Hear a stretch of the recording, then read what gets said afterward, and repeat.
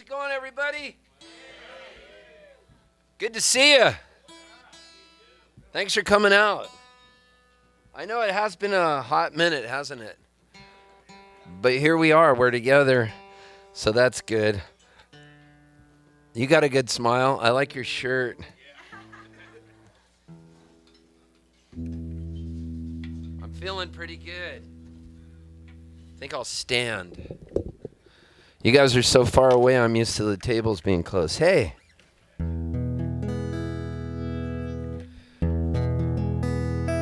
That's Mr. Janisek. He's a teacher.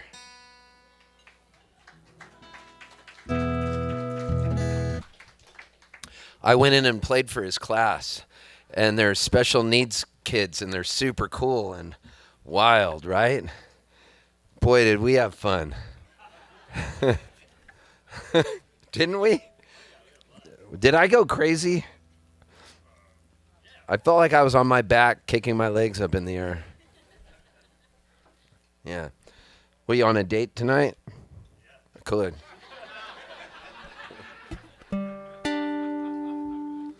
Did you guys meet on Hinge? What's Hinge? I just heard about Hinge. Do you know what Hinge is? It's like a dating app. Has anybody here ever used a dating app? I haven't. I missed that whole round. But it seems like it would be cool. Like, imagine if you were just in some strange town and you're like, I want to hook up with somebody. You could do that now. Isn't that great? I have a friend I know who loves dating apps. Like, he just loves it. He never has to commit. Like, it's just like, that's what happens. He's showing me his wedding ring.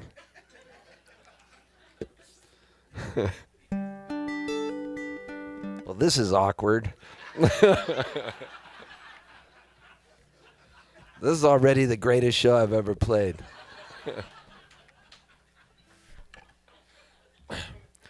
You ever talk to people and they're like, I had a dream I want to tell you about it. And you're like, fuck, I don't want to hear this. That's what this song's about.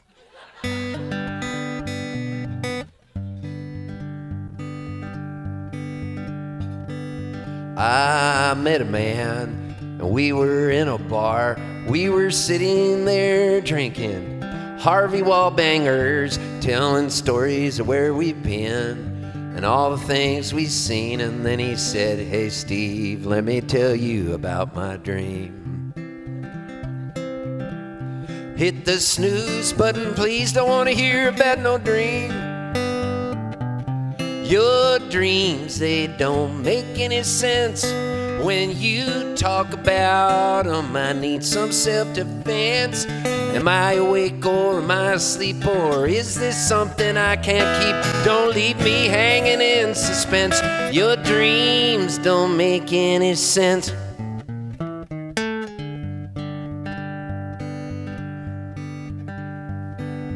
I met a horse by a dry riverbed. He was thirsty as can be. He said he dreamed he drank my head. And the horse was reading Kafka and morphed into a peacock. And then he said, hey, Steve, I didn't even know that I could talk. Let me tell you about my dream. Hit the snooze button, please, don't want to hear about no dream. Your dreams, they don't make any sense. When you talk about them, I need some self-defense. Am I awake or am I asleep, or is this something I can't keep? Don't leave me hanging in suspense. Your dreams don't make any sense.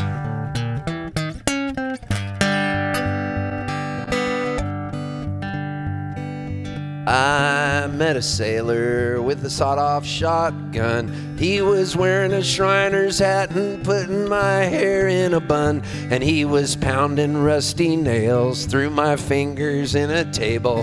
My blood was squirting orange, and someone said, hey dudes, we just got free cable. And I said, I hope this is a fucking dream. hit the snooze button. Please don't want to hear about no dream. Your dreams, they don't make any sense when you talk about I need some self-defense. Am I awake or am I asleep, or is this something I can't keep? Don't leave me hanging in suspense. Your dreams don't leave me hanging in suspense. Your dreams don't in suspense. Your dreams don't make any sense.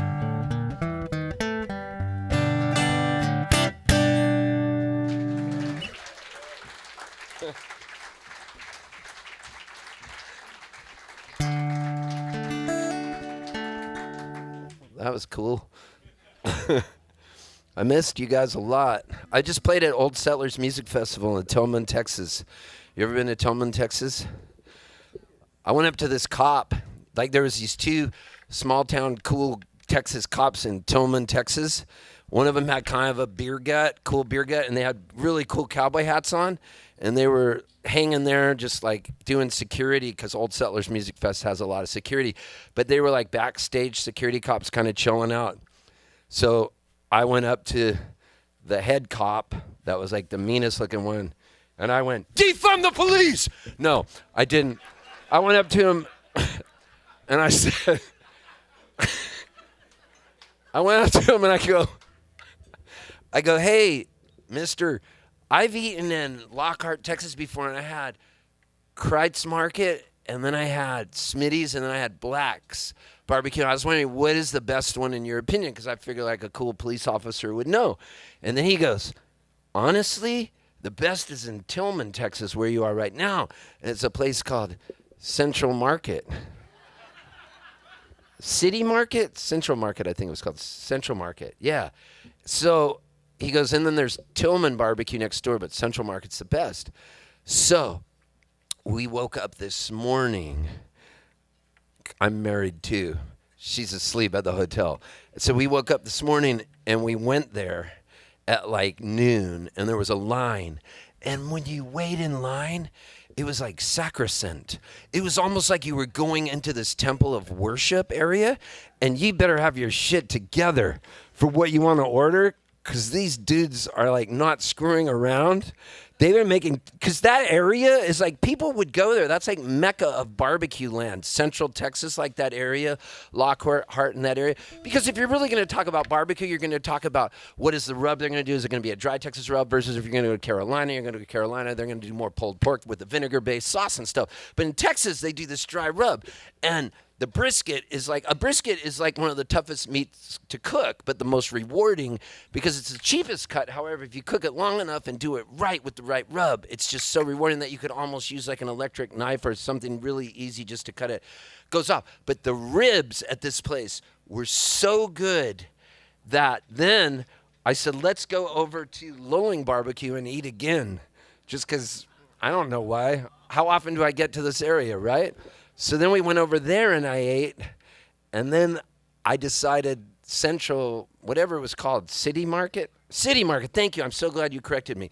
Because I bought a T-shirt. I have it. City Market was better, so I go, I'm getting more ribs. It was like the sickest thing I've ever done. So I came in here tonight, and Rusty was like, "You want some food?" And I almost vomited when he asked me. Not because I don't like the food here. I love the food here. I don't think I'll eat for 2 more days. Look at me. I weigh 150 and I'm 6'1". Like, I'm like a snake that ate a possum, and it's in my stomach now, and I've got to wait. I've got to wait for it to digest. And the day before at the place that I played Old Settlers, they fed us Black's barbecue, but they did chicken. And that chicken was so good. So anyways, thank you so much. This has been a great show. I've got merch for sale over there when I'm done. I'm too tired to play. I ate barbecue at 3 different places if you count that I went back there. Then I was back there just taking a nap, and my friend Wayne came back. I could barely sit up. I was like, "What's up, Wayne?" Normally I'm like a hummingbird. I'm like this. Don't worry, I'll get my magic back. I just need to play a few songs. It'll happen. I won't lay you down. You paid good money. They paid money that are watching this right now. There's people watching online. And I've only done one song, and it's already 7:14. But at least I haven't checked the score of the Dodger game yet. I really want the Dodgers to win. I want the Dodgers to play the Stros. I knew somebody would boo me for that. People can't help the team they like. The Dodgers were my birth team. We immigrated from Canada to Pasadena, California, not to be confused with Pasadena, Texas, the other Pasadena. And that was my first love, was the Dodgers. And then I became a Padres fan when I defected and moved to San Diego, California. So I became a Padres fan in about 1980, and then, of course, during the Gwynn years, which were amazing. And it was tantamount to becoming a traitor. My dad was so mad at me, but I said, Dad, the Dodgers will always be in my heart. Now, as you know, in the National League West, you have the Dodgers, you have the Padres, and you have the Giants. But you could not root for all three teams, but I have. Because my friend was the manager of the Giants. His name's Bruce Bochy. He managed them through 3 World Series, and my buddy Tim Flannery was the third base coach. So I cheered for the Giants when they did that, and I cheered for the Padres when they were playoffs, and I cheered for the Dodgers. However, you guys here in Houston have the Astros. Now, the Astros switched over to the American League, and I thought when they did, it was going to be one of the hardest things ever. But, man, they have proved their mettle this year. That they've really, really done well, and so I want that rematch between the Dodgers and the Astros because that was a crazy series. And I know everybody talks about knock 3 times on the ceiling if you want me. But I want to see it happen. Now, me personally, I don't think that was that bad what the Astros did. And my friends get mad at me. They go, why? I go, because if you can get away with cheating, get away with cheating. There's always been cheating in baseball. And if you know what pitch is coming, I understand. But for the life of me, you see what they do now when the pitchers get off? After their first thing, they have to do this. And they show the inside of their belt. They're out. Don't worry.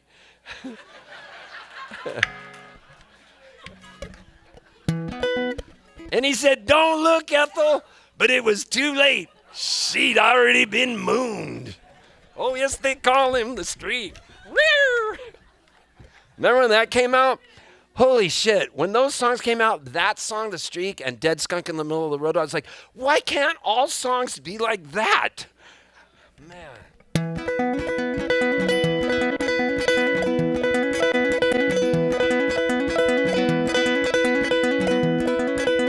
You're about to watch a show starring me. I don't know what you're about to hear or see. The truth is I have no plan at all. There's a good chance that off this stage I'll fall. My body ain't quite what it used to be. My hair ain't the color it once was. My style icon is Emmylou Harris, mixed with a little Don Was. I lie on stage, I lie in songs, I lay my troubles down. Hey, stick it out with me, kid, I mean, what else is there to do in this godforsaken, deep-fried bacon town? Yeah, you bought the tickets, you paid the cash, you got in the car, you moved your ass. You brought a friend or an awkward date to something you love that they're probably gonna hate. It's music, sweet music. I'm emo, I'm screamo, I'm country, and I'm folk Americana. If you want, I'm old-fashioned, but I'm woke. I'm everything to everyone. I'm Jesus and I'm Buddha too. Don't panic. I'm organic. I'm too scared to be satanic. But mostly I'm just here to sing for you.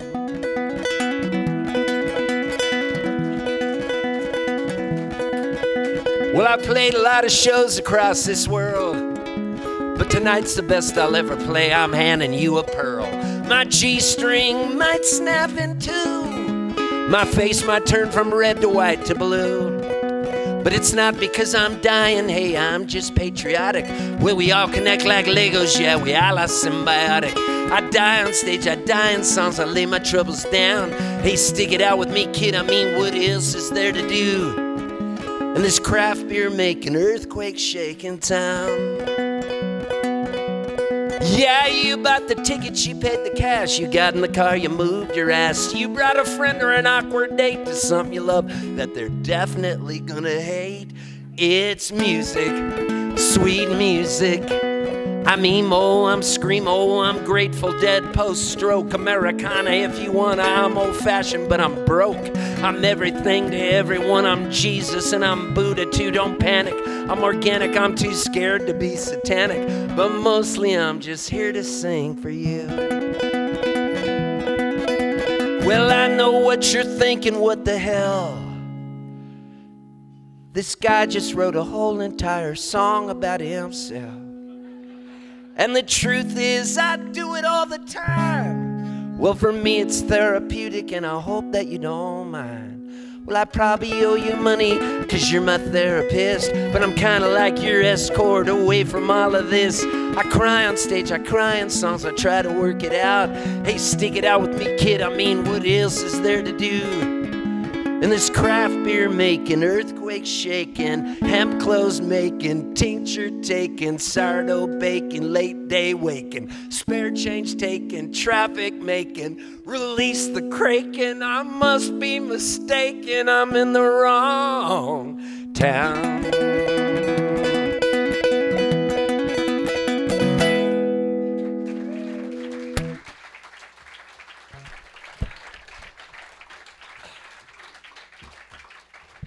Dang, so much has happened since I last saw you guys. I got a double vaccine of, it's called Moderna, because I'm into mid-century modern architecture. And so they wanted to give me Pfizer. I was like, no way, bro. I need Moderna. So I got it, and I live in Nashville, Tennessee. But I couldn't get it at first when it first came out. So I drove to Alabama, 5.5 hours south to Andalusia, Alabama, and it was easy to get it there because everybody in Alabama was like, I'm not getting it. And so every day there was like 10 extra shots available. And so I have this friend who's a songwriter named Mary Gauthier, and her girlfriend, Jamie Harris. They told me one day, I was over by Ugly Mugs, or Frothy Monkey, I think, in Nashville, and I went walking by, and they go, hey, man, we found out a loophole how to get the vaccine. So I drove down there with my wife to get the vaccine. And sure enough, she got really sick from that shot, but not me. And I was really cocky about it, and I was like this. I'm just superhuman. I really believe that I am superhuman. I believe, honestly, I can tell you right now, I believe the rules don't apply to me when it comes to anything. And I know that it's a character defect. If you were to go with me to like an AA meeting, I would have to announce that as a character defect. I would have to say, hi, I'm Steve, I'm an alcoholic. And people go, hi, Steve. And so I would tell them, I have this character defect. I think the rules don't apply to me. And I still believe that. So my wife was really sick from that first shot. She had some side effects. And then we went to get the second shot. So we drove down to Andalusia, Alabama, which was pretty cool because you can stop in Birmingham on the way back, have a nice dinner, go see some beautiful stuff. And so I got back home, and I was supposed to go in. I was making a new record with my friends, the Wood Brothers. The Wood Brothers are great, and they live in Nashville, and they're producing my record and playing on it.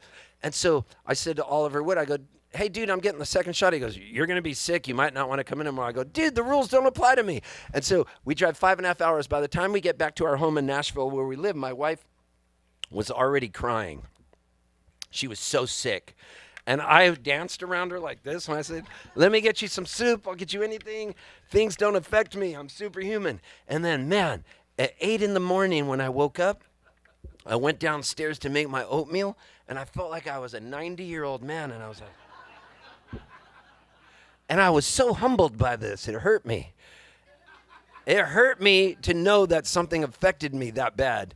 And then it lasted like 24 hours. But what's crazy is, so a lot of people are saying that there's a microchip in it that Bill Gates put in it.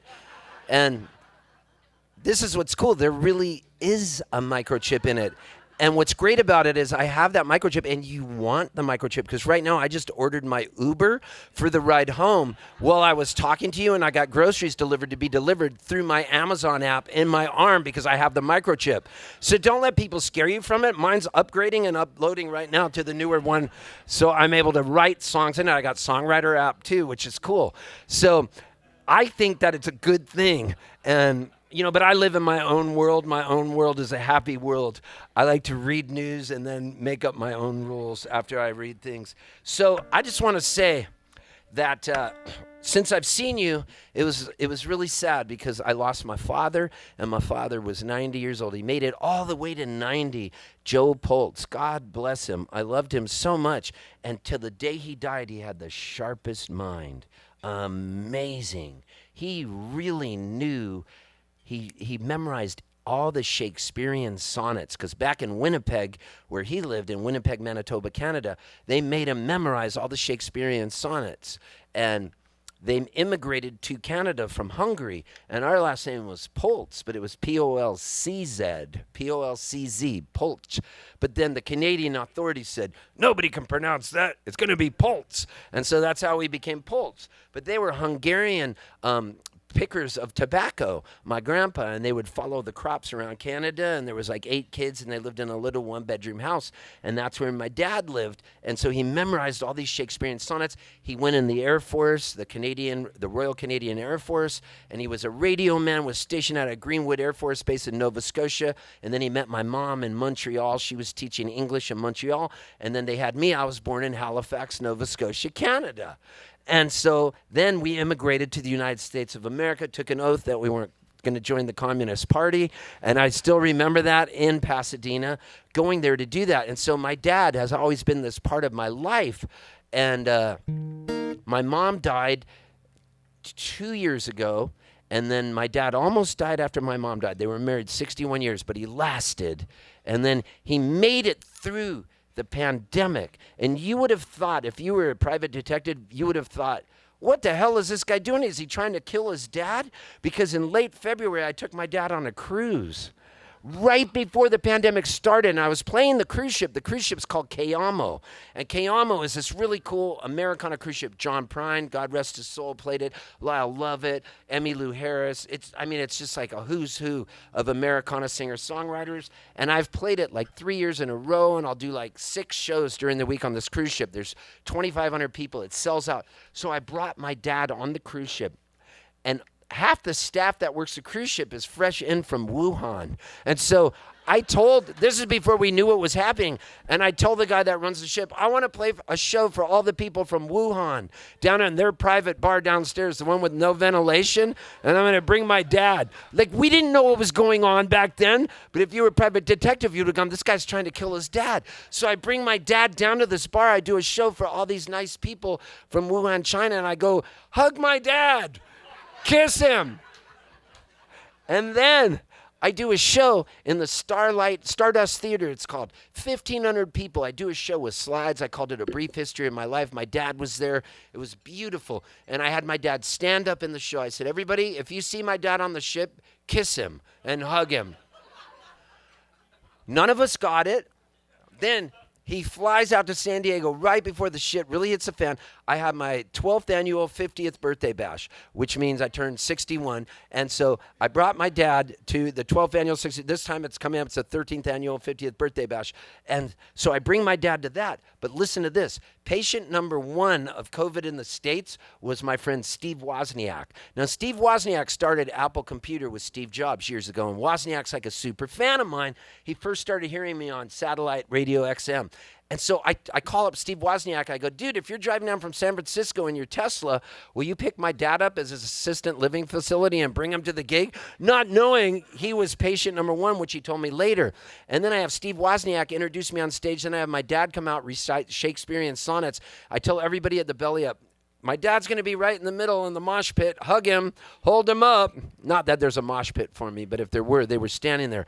Everybody hugged my dad. He made it through the pandemic. Everything was cool, and then it was just his time. You know, we all got to go. And so my dad goes home with me, and the hospice nurses, God bless them, give me all the morphine in the Ativan like they did with my mom, and they say, you're going to help your dad cross over. So I was the guy. My dad couldn't do it with my mom, and I got good at that. So my dad, on the way home, knowing he's going to die, he has about 5 days left, his kidneys are shutting down, he goes, do what you did with mom. Make sure I don't feel any pain, okay? And then he goes, remember when you killed her?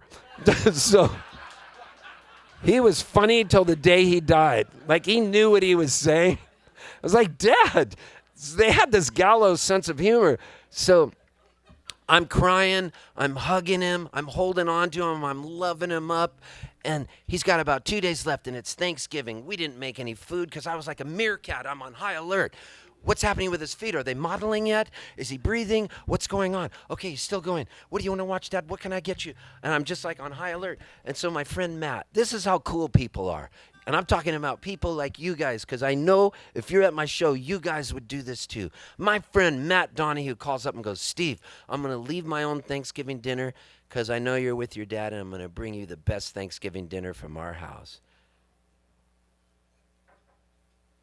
He came over, turkey, stuffing, mashed potatoes, gravy, cranberry sauce, pumpkin pie. We fed it to my dad, and my dad hadn't talked all day. And being the ever-present Canadian gentleman that he was, he sees my friend walk in, and my friend is 6'6", 280 pounds. Big, played water polo for UC Berkeley. And his name's Matt Donahue. He comes walking in, and my dad sees him, and he sits up, and he goes, "Are you a sumo wrestler?" And the guy goes, "No, Mr. Poltz, I'm just your son's friend, and I came to bring you a Thanksgiving dinner." My dad hadn't eaten in 2 days. He ate every bite of that. And then he goes, "Let me recite you some Shakespearean sonnets." So he recites a Shakespearean sonnet.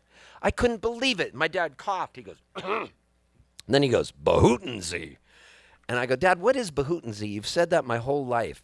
Every time my dad would cough, he'd go, "Bahootensie." I go, "You're about to die. What does it mean?" He goes, "I don't know. I made it up." And I go, "Well, what do you think it means?" And he goes, "Many blessings. Let's go nuts." So that's what we said Bahootensie means. So my dad coughs. The next 2 days later, he's dying. His final words to me, he grabs my hand and he goes, "Come here. Come here. Closer."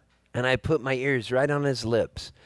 And he goes, "Tell that sumo wrestler it wasn't Shakespeare. I made a mistake. It was To La Costa on Going to the Wars by Richard Lovelace." And I go, "That's it?" And he goes, "I still got it, Stevie boy."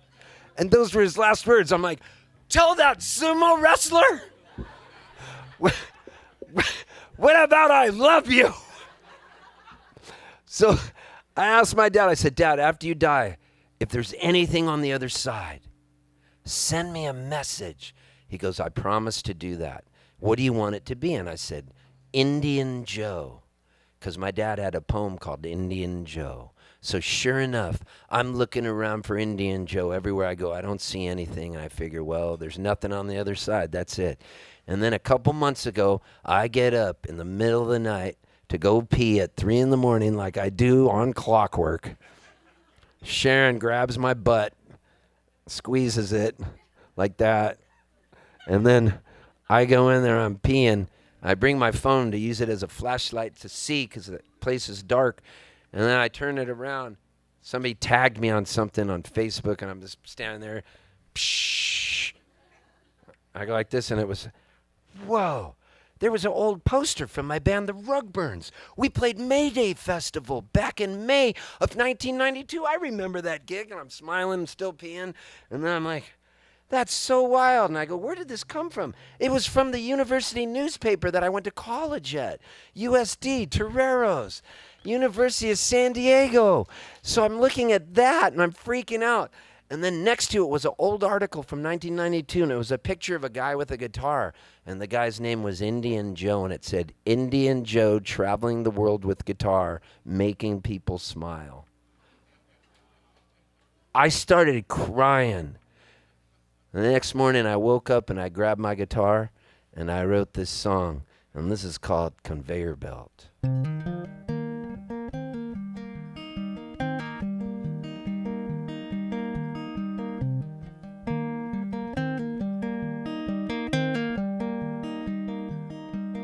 We're all on a conveyor belt in a factory on the wheel of time. Yeah, we don't know when our card clock's out. It was yesterday, we were in our prime. Mic-mac, click-clack, don't even think about looking back. Kodak, soundtrack, I remember when my ma had a heart attack.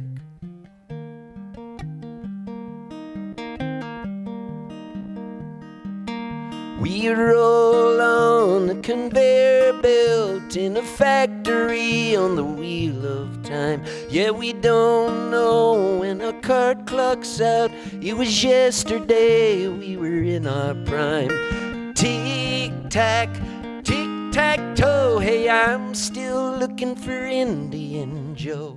Where the hell did my dad go? Maybe where the river and the rainbow flow. Yeah, maybe where the river and the rainbow go.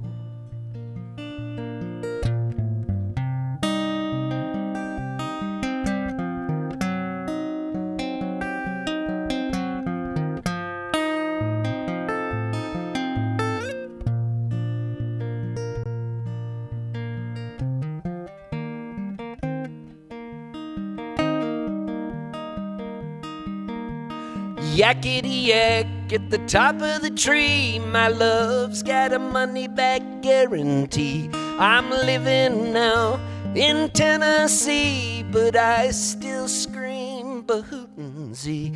Hey, let's go join the Jubilee. Don't let the time run out on me. My mom and dad have gone to sea.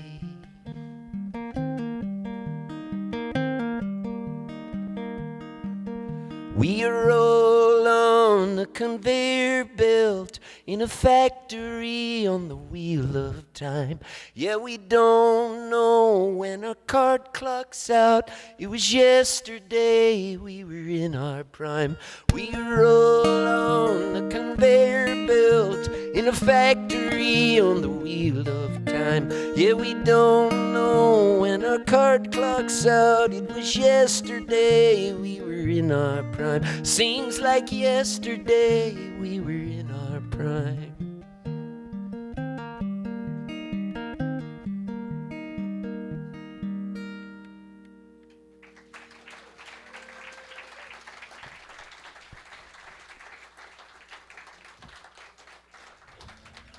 That's for Joe Poltz.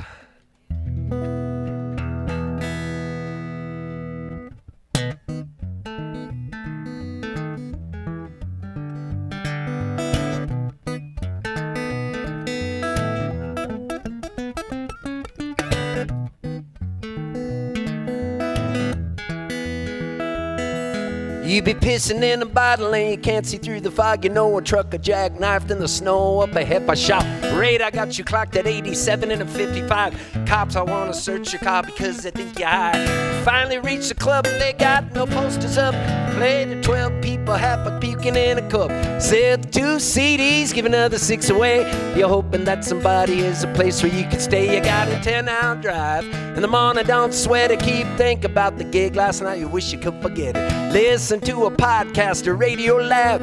Try to call your mom, but end up yelling at your dad. Car needs gas, so you're pulling to the come and go. The Weather Channel says you're about to hit some snow. Sell 1 CD, give another 8 away. To add insult to injury, you had to pay to play.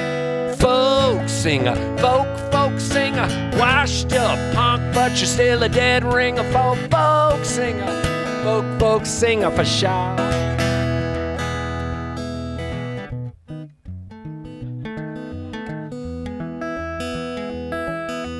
Club owner says you should have played here last week. Right now it's finals and no one makes a peep. He wishes that the money could have been a lot more, but the deal was only for a small percentage of the dough. $27 and a couple of foreign bills. Tried to pass a hat, but everyone was high on pills. Play a new song, no applause, just crickets. Bartender says I'll give you 2 drink tickets. Folk singer, folk singer. Washed up punk, but you're still a dead ringer. For a folk singer, folk singer for sure. Get a good offer for a gig in Atlanta, but the airline sent your guitar all the way to Montana. Did a real person on the phone from United. Lose your cool, tell the dude to go bite it. Borrow a guitar to try to cool your rage. Walking to the club, someone else is on stage. Sell no CDs, the club was double booked. Never even got to play a few, your life is overlooked. Folk singer, folk singer. Washed up punk, but you're still a dead ringer. A folk singer, folk singer for sure.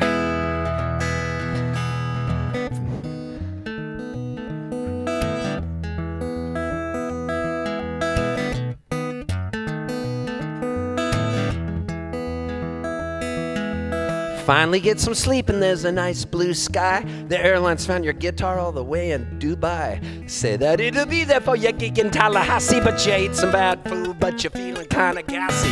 Get a Motel 6, wish it was a Ritz. Least you get a private place because you got the shits. Sell 5 hats and 2 CDs. Yes sir, no ma'am, thank you, please.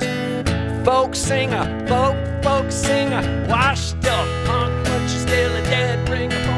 Folk singer, folk singer for sure. Get a big break and get to do some radio, but the DJ says it's taped for next week's show. Does you no good, cause tonight you got the gig. You keep on smiling and dance a little jig. Car starts whining, engine's running hot. Gas station dude says your radiator's shot. Sell 12 CDs, give none away. The radiator took it all, it's Groundhog Day. Folk singer, folk singer, washed up punk, but you're still a dead ringer. Folk singer, folk singer, shout. Finally get some good news from the booking agent. Dude, at the club tonight, they'll give you half off on your food. Place is packed, you're gonna make your fee, but they wouldn't even turn off the sports TV. Feel like you climbed another rung on the ladder. Another day older, another day fatter. Folk singer now in the pale moonlight. That's how I'm standing on stage at McGonigel's Mucky tonight. Folk singer, folk singer, washed up punk, but you're still a dead ringer. I'm a folk singer for sure. I'm a folk singer, folk singer, washed up punk, but you're still a dead ringer. I'm a folk singer for sure. Well, I'm a folkety folker, I'm a Bram Stoker joker, I'm a vampire smoker, I'm a motherfucking folker for sure. Oh!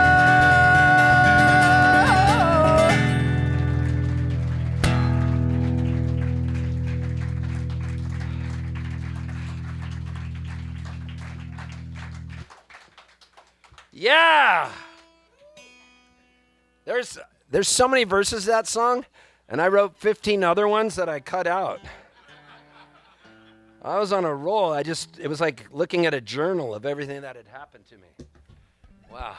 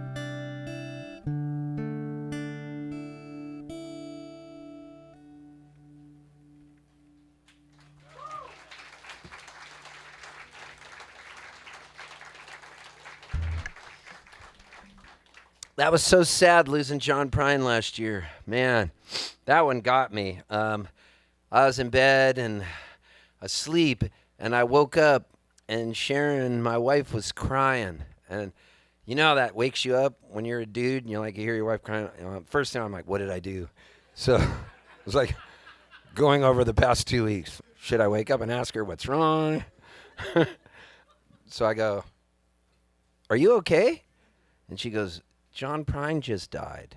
And she just read it on the ticker that came across her phone. And John Prine was our special thing. You have like one special musician. That'd be so cool if I was one of your guys' special musicians. That would make me happy, like to know that, because John Prine was like our special guy.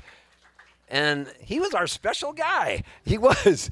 And so I always play this festival called 30A Songwriter Fest on the Panhandle of Florida. It's really cool on the 30A highway near Destin and Santa Rosa Beach. You fly into Panama City. Anyways, I play there, and I'll be there again in January. It's a great thing. John Prine would play it every year usually. And so I would play my sets, and then I'd rush over to see John Prine. And the last time we saw John Prine, it was like at 30A 2 years ago.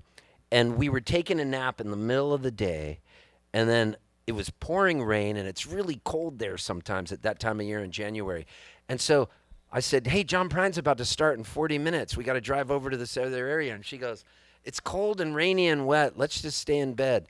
And I go, come on, he's our guy. And it was like in the afternoon. He was going to go on at like 4, and it was one of those afternoons you're in taking a nap. I go, come on, get up. We got to go. You never know when it's the last time you're going to see John Prine. So she goes, all right. So we go there. He comes out on stage, and he ends up playing with Tanya Tucker. It was really cool. Great show. We're crying at certain songs. He does this song called All the Best. That makes me cry. So we watch that show, and then John Prine dies.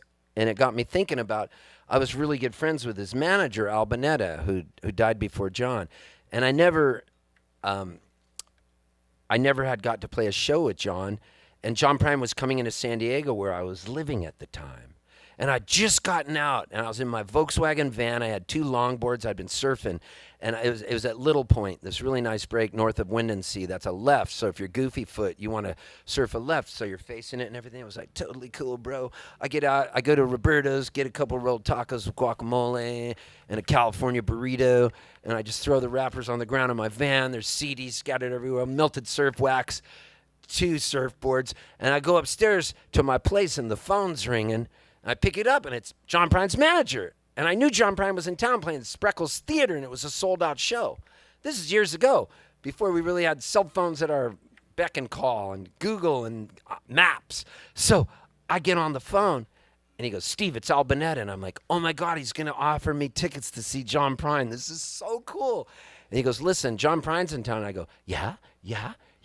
And he goes, can you go by and pick him up and take him to the Disney store? He needs to get some toys for his kids. And I'm like, yeah. And I try to not have my voice crack. Like, this is even cooler than being offered tickets.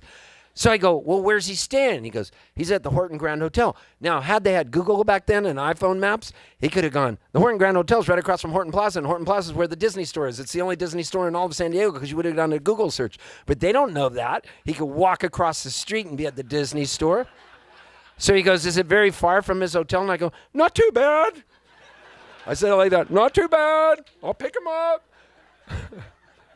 He goes, you got to go get him now. And I go, I'll go get him. So I drive from Windansea Beach, where I was living right on the ocean, in this little apartment where I was only paying $800 a month rent. It was locked in forever. And I told the landlord I was never going to move unless they tore the place down. They tore it down. That's how I'm in Nashville. So I drive to pick John Prine up. He's at the Horton Grand. He comes walking out. And he gets in my van, and I realize this place is a mess. He steps on a cracked CD, and the cracked CD was John Prine, The Missing Years. And it was already cracked, and he picks it up, and it's got hot sauce from the burrito and melted surf wax. And he looks around at the man, and he goes, I love what you've done with the place. So I'm thinking, I can't just drive right across the street. So I'll get on 5 South and drive a little south, then I'll get on 5 North and come the back roads up to the underground garage, and I'll never know. So I start driving on 5 South. Now, the whole problem with this story is I'm so excited that John Prine's in my van. I'm talking to him. I'm like, so where'd you play there? What were you thinking of this? And he's talking to me. We're getting along. It's going pretty good. And then all of a sudden I realize I'm going on 5 South a while, and there's a sign that says Mexico 5 miles, Tijuana. And so John Prine sees that sign. He goes, is the Disney store in Mexico? So then I go, oh no, we're almost there. So then I get on 5 North, like he doesn't have any sense of direction or something. And then he goes, weren't we just on 5 South? And so by now it's becoming a Stephen King novel like Misery, where I'm going to take him back and chain him to my bed in my house and hobble him and make him write me songs about me. And he's looking kind of scared. So I drive into the underground garage at Horton Plaza. I'm like, whew. We get out. We walk into the Disney store. As we walk in, he's looking around for toys, and he goes, I got to call my wife, Fiona, because I can't remember if I already got him this Mickey Mouse thing, and I can never remember, and they never forget. So he gets on the phone to call Fiona up, and as he's talking to her at the cash register phone, he looks across the street, and there's a sign that says Horton Grand Hotel. So I see him on the phone go like this, and then look back at me and go, and then he goes like this. And then he goes, isn't that my hotel? And then I go, they must have moved it. So then he gets the gifts and he goes, you want to drive me to my hotel or should I just walk? And I go, can I drive you? And he goes, as long as we don't go to Mexico, I got a show to play. So he comes, this is how nice he is. He comes back down to the underground garage, gets in my van. I drop him off at the hotel. And before he gets out, he goes, are you coming to the show tonight? And I go, no, it's sold out. I'm not, but it was really great to meet you. Thank you. And he goes, you're coming to the show tonight. I'm leaving you 2 tickets. So I show up. I go to Will Call. There's 2 tickets. I'm not even bullshitting you. They were in the front row center. And I sit down. John Prine walks out on stage, and he goes like this. He sees me in the front row, and he goes, winks at me and smiles, and he goes. So I just want to say, God bless John Prine, because he was a national treasure.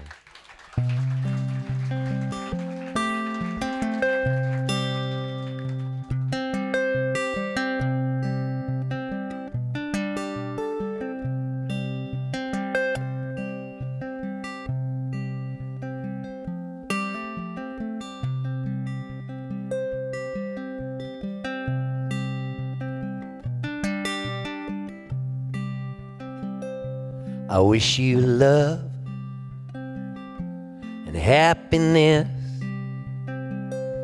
I guess I wish you all the best. I wish you don't do like I do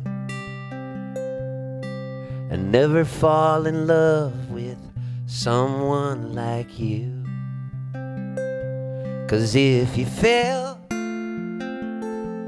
like I did, you probably walk around the block like a little kid.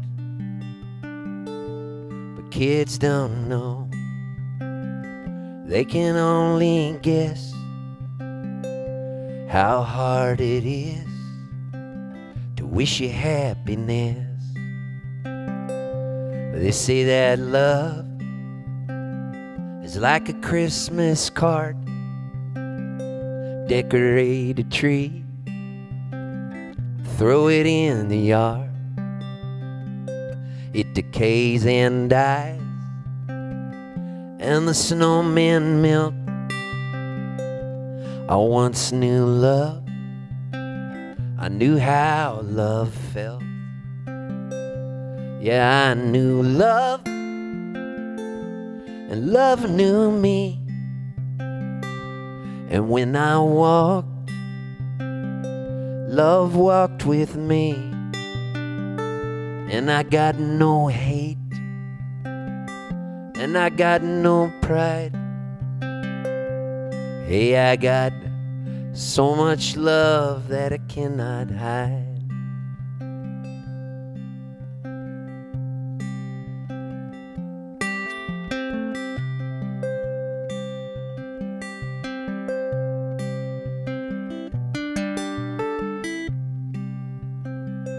say you drive a Chevy, say you drive a Ford.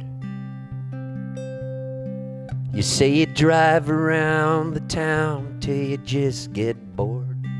Then you change your mind for something else to do. And your heart gets bored with your mind and it changes you. It's a doggone shame.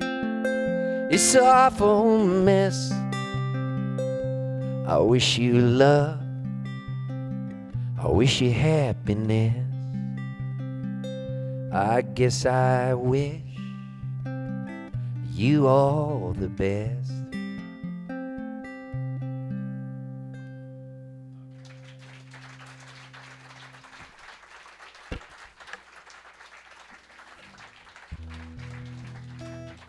That'll get you.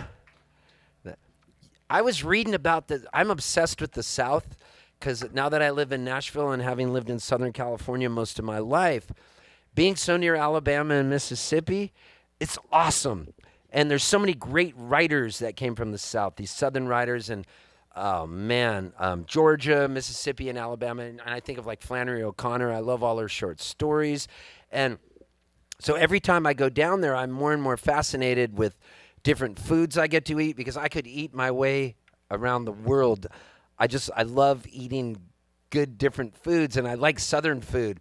And so when I go to the South, I just have a really good time. And so I was reading about this monster that was in the South that would supposedly people would disappear from him. And it was a monster in Chocolaco. And I love the name Chocolaco. So I'm making this new record right now with the Wood Brothers. And so I wanted to use Chocolaco in a song because I like the way it sounds. That was my goal with this next song.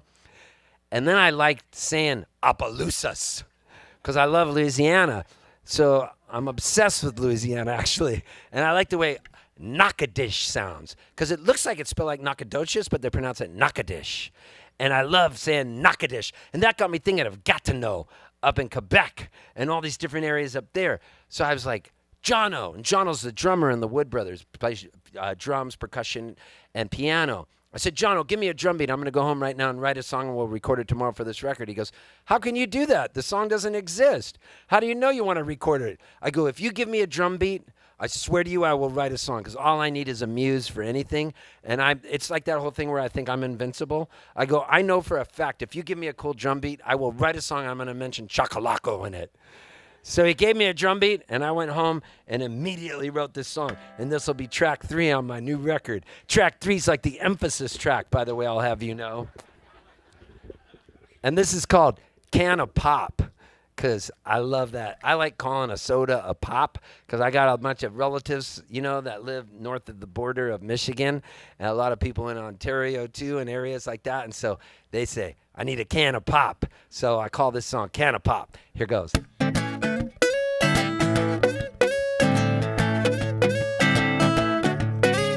Honey, let me open up a can of pop. I'm rusty like an old horseshoe. I've been working on an engine in an old chop shop. I wanna feel the fizzy rhythm with you. Had a chance to meet my love in Opelousas, but I ended up drunk in Albuquerque. Tried to fill her head with a bunch of lame excuses. I think she knows I wanna do the herky-jerky. Honey, let me open up a can of pop. I'm rusty like an old horseshoe. I've been working on an engine in an old chop shop. I feel the busy rhythm with you. So I asked to try to meet me out in Natchitoches, but a monster chased me down in Chocolaco. And I jump and sprain my ankle on a catfish. Now she's left me for some drummer she calls Paco. Honey, let me open up a can of pop. I'm rusty like an old horseshoe. I've been working on an engine in an old chop shop. I feel the fizzy rhythm with you. Left my Bordeaux at the chateau. Left my chapeau down in Tupelo. Lost my left eye from a crossbow. And my wallet way up in Gatineau. So after saying what the heck, I ended up in Quebec. I passed out in the rain and ended up in a train from Montana to Savannah. Woke up in Louisiana, shouted a hosanna, and I slipped on a banana. Gave my girl a nod and said, glory be to God. Honey, let me open up a can of pop. I'm rusty like an old horseshoe. I've been working on the engine, old chop shop. I feel the busy rhythm with you. So I finally talked her into going to Kickapoo. At the motel, we did a little research. Her father found out and his face turned blue. Now we're getting married over at the Catholic Church. Honey, let me open up a can of pop. I'm rusty like an old horseshoe. I've been working on the engine, go chop shop. I feel the busy rhythm with you. I wanna feel the busy rhythm with you. I wanna feel the busy rhythm with you. I wanna feel the busy rhythm with you.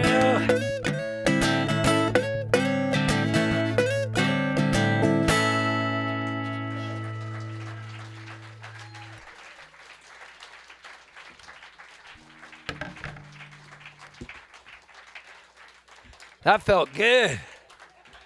Oh, man. So the Wood Brothers like that so much.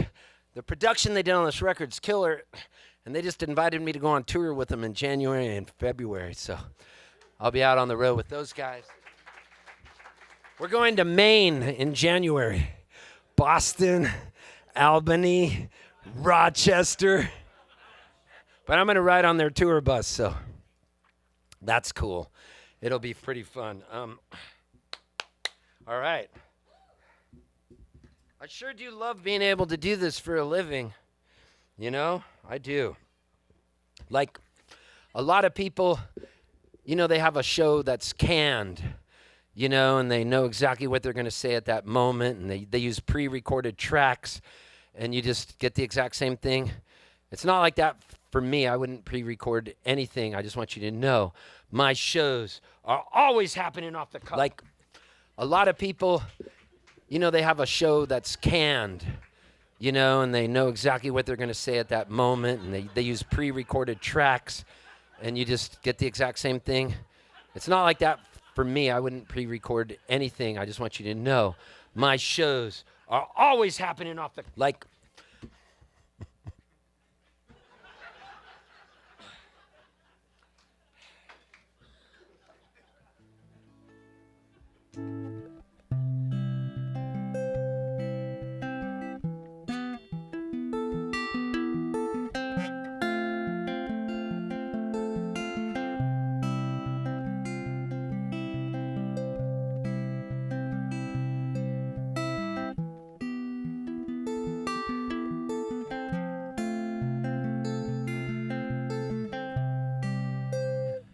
I think I'll do this song. Did you guys hear the Mucky duck got robbed? What a bunch of bullshit. Why would somebody do that? All I know is today I have 3,000 more bucks than I did 2 days ago.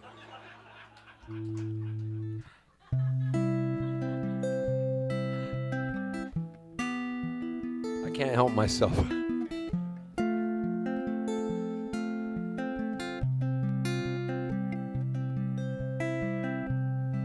She hopped in my car,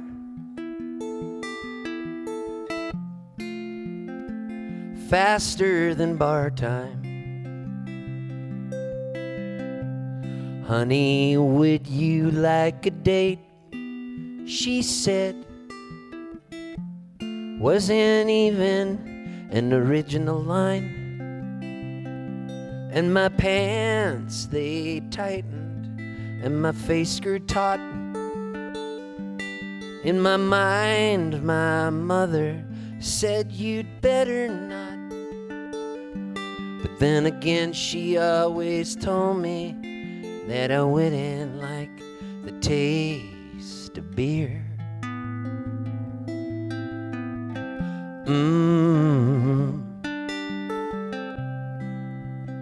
And she slid real close to me. She said I need not fear.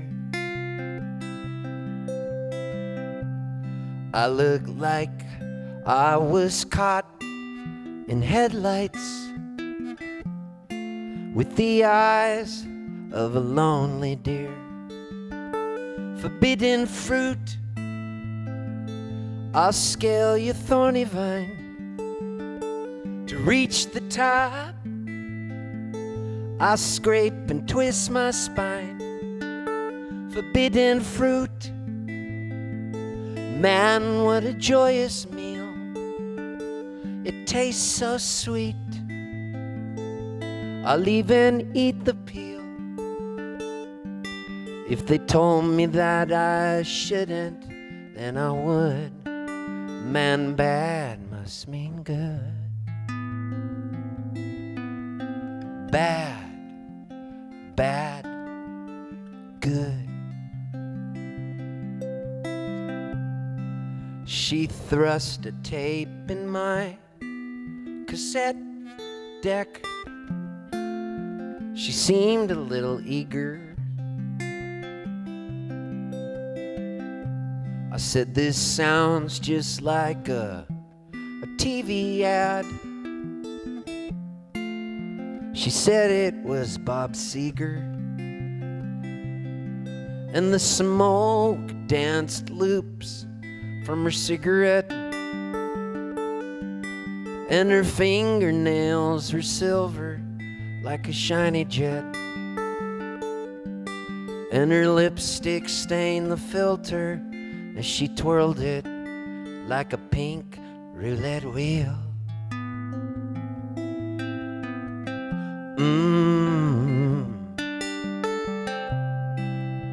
And would you like a gamble? She said, let's go back to my flat,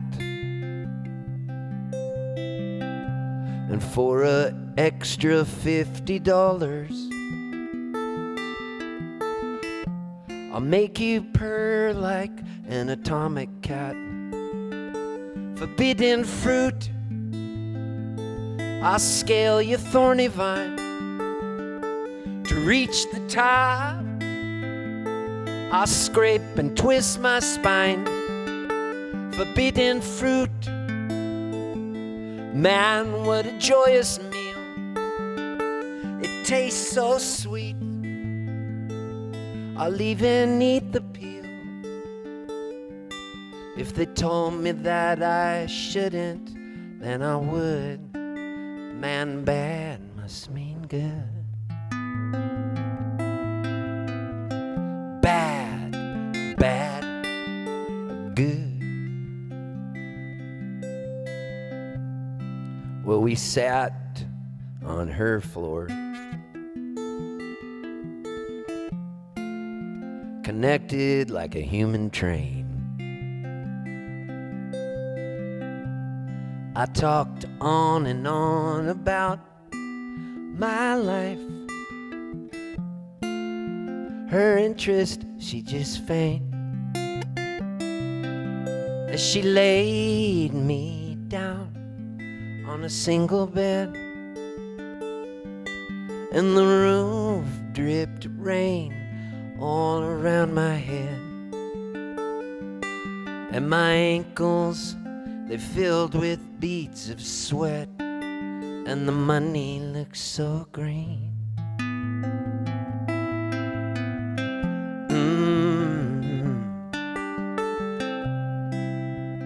And she looked right through me, as if I were a window. And when we both were empty, the neon left an eerie glow. Forbidden fruit, I scale your thorny vine to reach the top.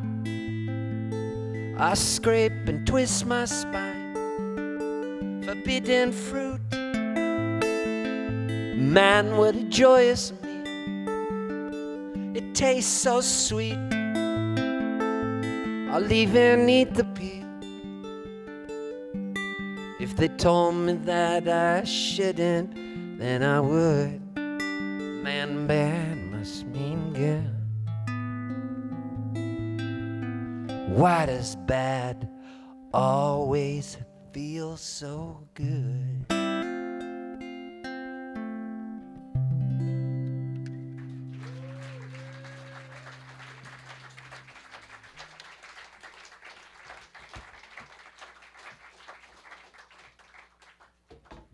Yeah.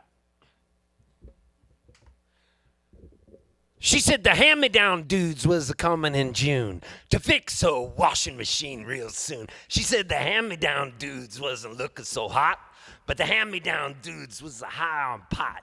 The hand-me-down dudes didn't have no direction. The hand-me-down dudes wasn't good at inspection.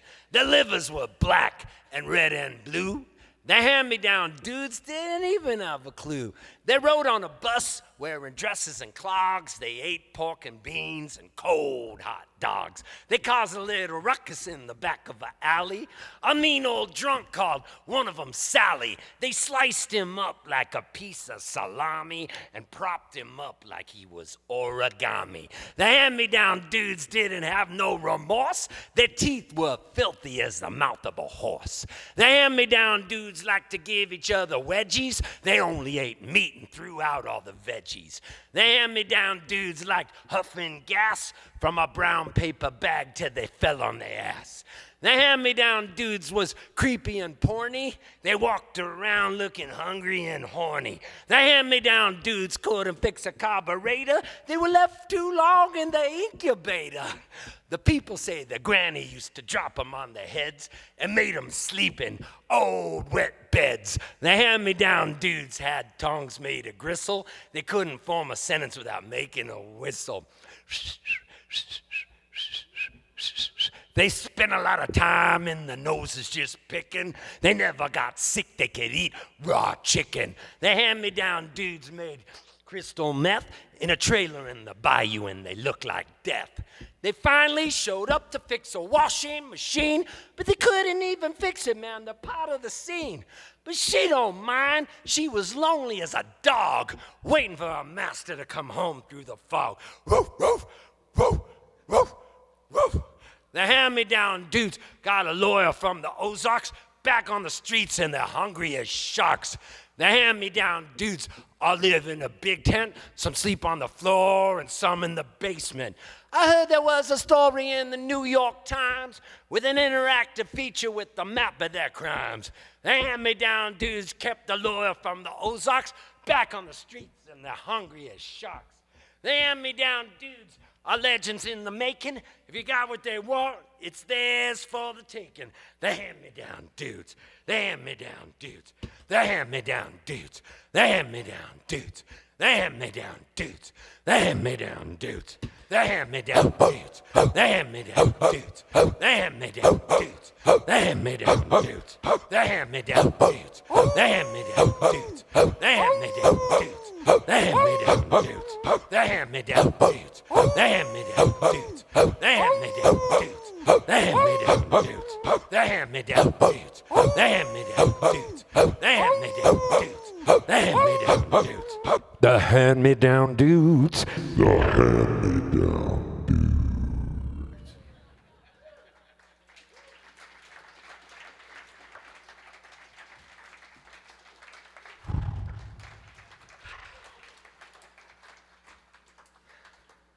I love writing songs.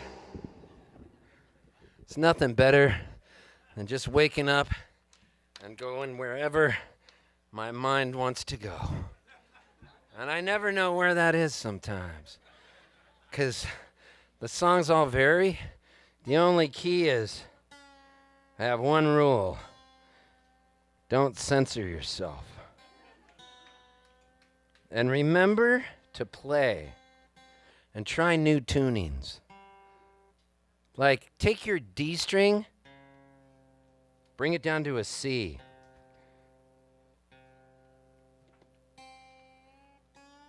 Make your E string an E where it should be, but leave your B string, make it a C. Bring it up a half step. Leave your G string a G.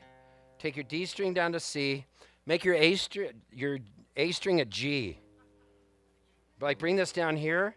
So what you end up with is, and then take your E string up here, your low E string, and go down to a C, way C low. And you end up with C, G, C, G, C, E. And it's this whole other mess of noise you can make. And it inspires songs. Like just hearing the tuning from me, it was like when John O'Ricks gave me that drum beat. All of a sudden, I wrote this recently because I just said, I'm going to put this guitar in a tuning, and I'm going to try to play my way out of it and write a song. Best to be done after a couple cups of coffee. Here's the song I made up in this tuning. This will be on the new record. This is called Frenemy.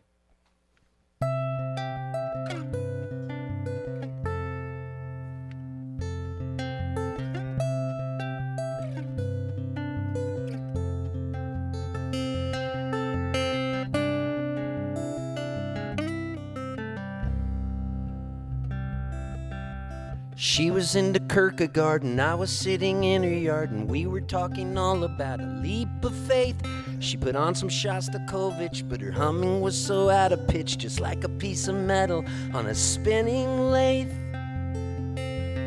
I told her I'd always be a friend. She told me she'd love me till the end. Friend of me, enemy, you're a friend of me till you set me free. Don't ever let me be.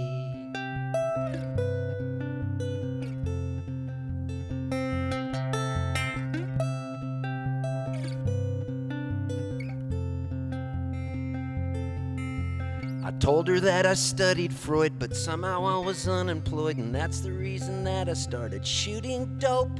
She told me that old Jean-Paul Sartre was like a piece of abstract art, a Marxist at the end of his philosopher's rope. I told her I'd always be a friend. She told me she'd love me till the end. Friend of me, enemy, you're a friend of me till you set me free. Don't ever let me be.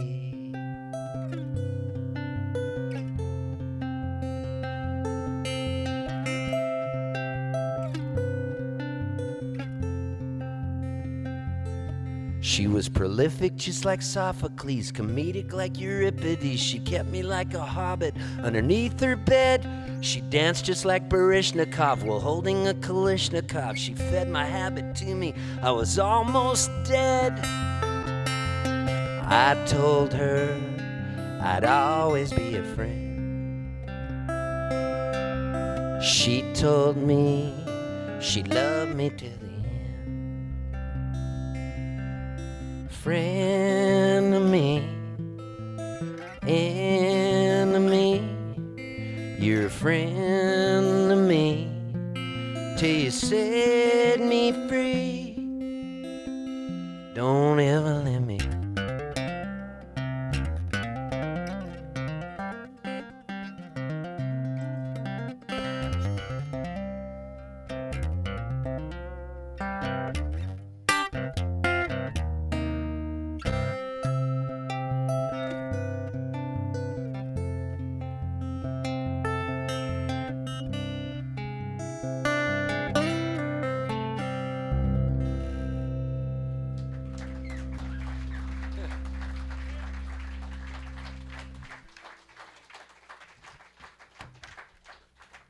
So, it's got so many cracks in it, it would have been used to it. That's the only guitar I bring. Its name is Smokey Joe. It's 20-something years ago, this guitar was given to me. It didn't have a scratch on it. It was given to me by Bob Taylor, the guy that makes them. And he keeps giving me new ones because he hates it that I play this, but I have ODD, which is oppositional defiance disorder. So I won't play the new ones he gives me. And I just bring this out. And people are like, how do you just bring one guitar out on the road? Easy.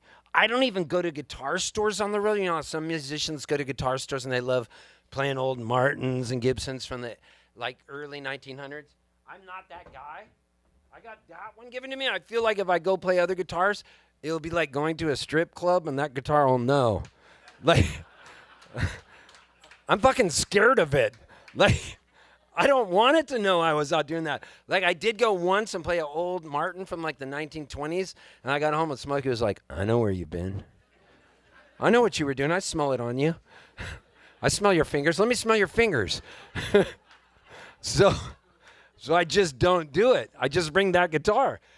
I have like a lot of weird quirks. Like I eat the exact same thing every morning. I only bring that guitar on the road. I have to do things a certain way or I freak out. And I know this about myself. I know I have issues. Look, I know, but if you learn to cope with your issues, it's okay. Some people call it spectrum-y, whatever, that's fine.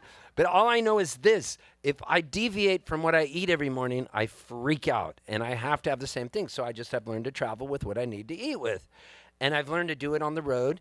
And it's helped me to maintain going on at 61 years old, soon to be 62 on February 19th, because I was born in 1962, mixing about Pisces, Aquarius, cusp.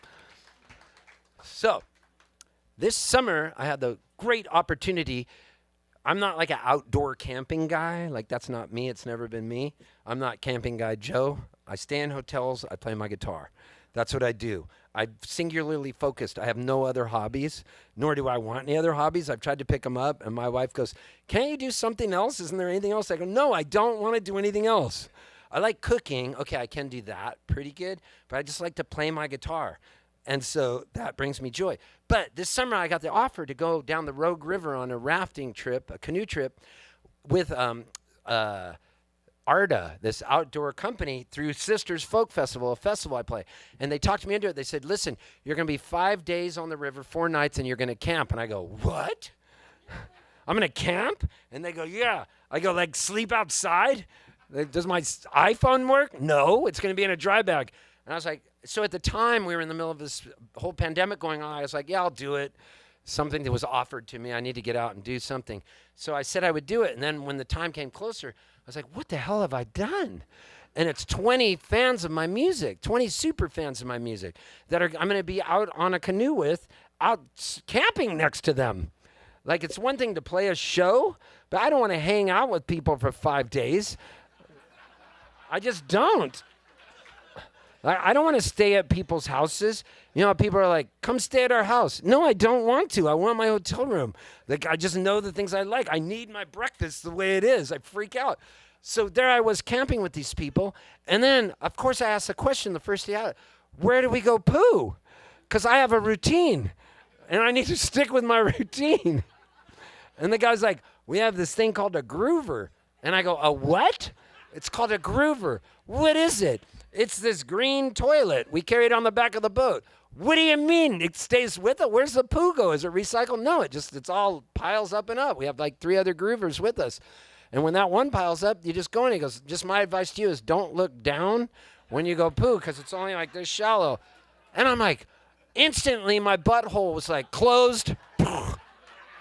Now, normally, every day at 10 a.m., I get this huge log comes out of me at the perfect time because I eat the same thing every day for breakfast with Bob's 5-grain red mill oats with flaxseed. And I put 1 tablespoon of almond butter in it, and I cover it with more flaxseed, chia seed, and coconut, organic bananas, organic blueberries, and organic raspberries, and that almond butter in there is organic, and I eat that every morning without fail. It doesn't have milk in it or anything. That's just what I eat with sliced organic almonds on it, too.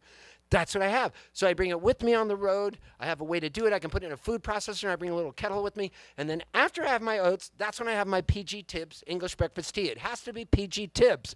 It's got to be PG Tips, so I buy it by huge boxes. And it has to steep 4 minutes, and the water better be goddamn boiling when you pour it in it. And then I go, hey, Siri, set a timer for 4 minutes. Siri lets me know. Then I put a splash of whole milk in that, and I drink my tea. And that's when the magic happens after the tea. So there's the groover. My butthole was like, nope, not happening.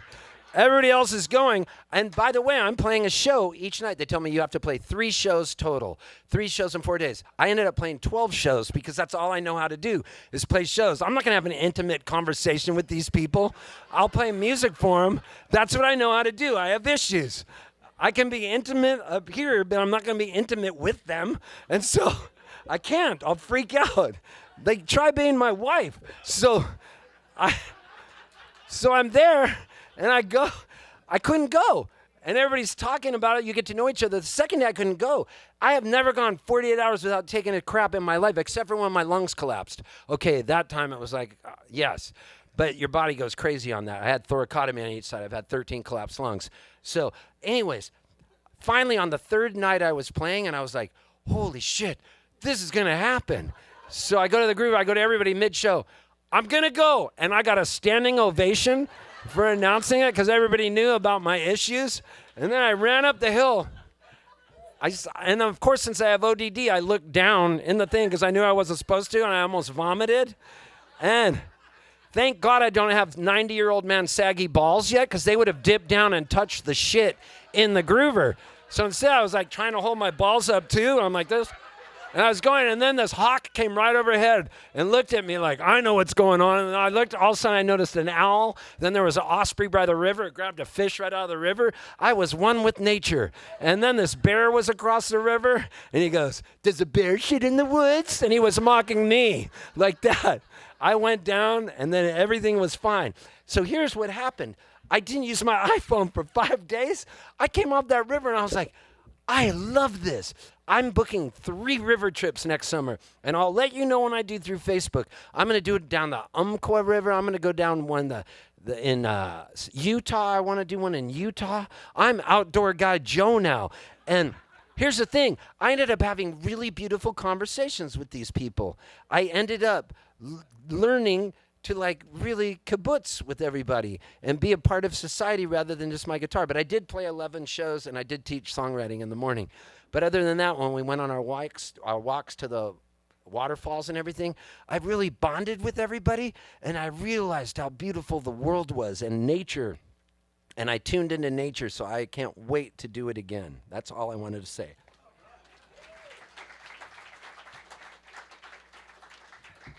I promised myself I wasn't going to talk tonight, so sorry.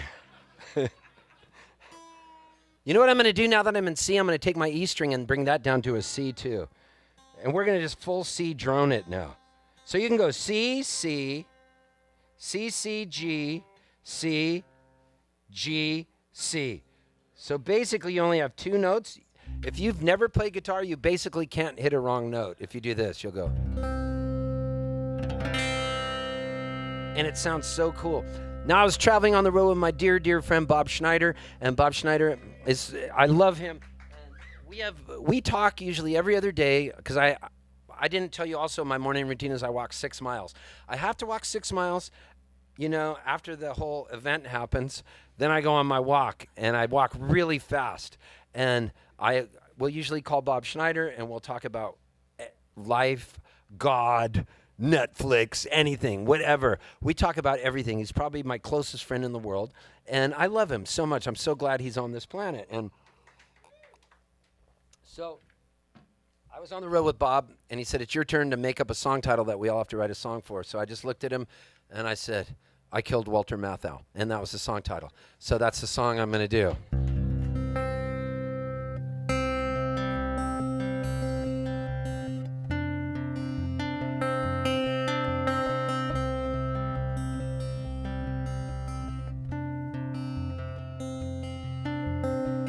By the way, my dad loved this song. So did my mom. When I would go home and visit them, they'd always go, "Oh, Stephen, play I Killed Walter Matthau." We love that. And my mom would go to my dad, "Is that ever good, eh?"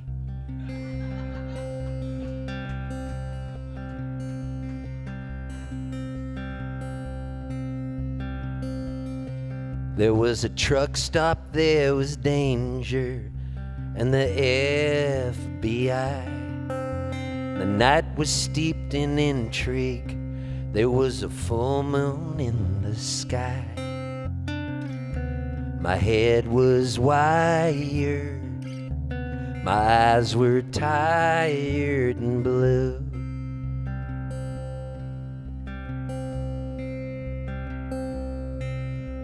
You whispered in my ear, there was a motel to the right. We checked into a room and bedded down for the night. I turned the tube on, set my dreams into flight.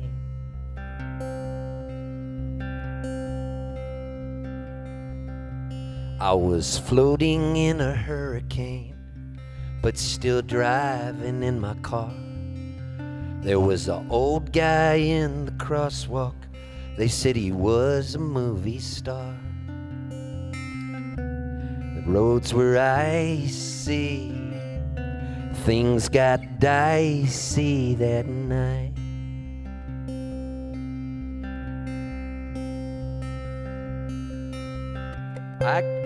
I killed Walter Matthau in a hit and run last night. His body was beneath my car, and I took off in flight. The cops were all around me, and the news trucks were there. My mom and dad were watching from a TV at the fair.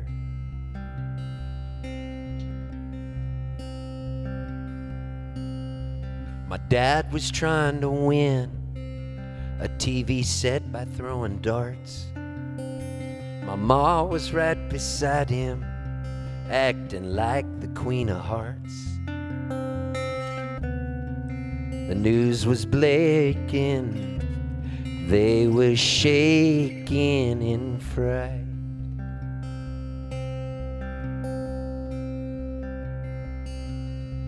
The carney asked my dad if that was Steve Poltz on the tube. He denied he knew me. He said he didn't have a clue. They left quickly, feeling sickly and light.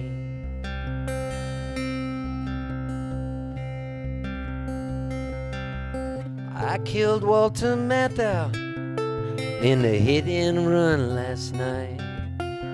His body was beneath my car, and I took off in fright. The cops were all around me, and the news trucks were there. My mom and dad were watching from a TV.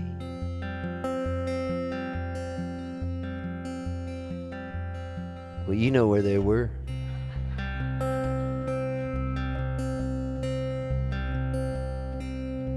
I woke up from my dream, and you were staring right at me. You wiped the sweat off of my brow. You were down upon one knee. I held you near you, squeezed the fear out of me.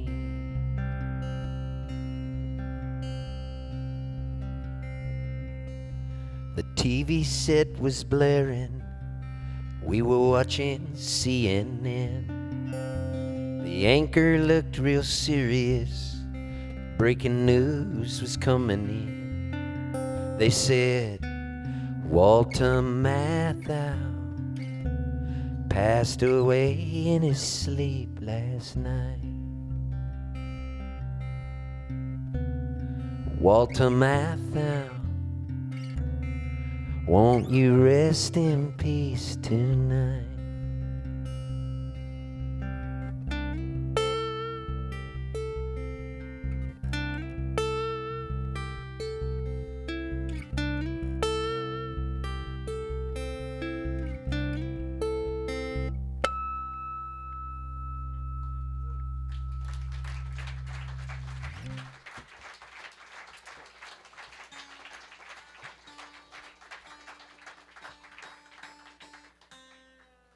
You know what's cool? I have like a lot of nice people that come see me at festivals when I play, like in Australia, up in Canada, and just yesterday at the Old Settlers Music Festival in Tillman, Texas.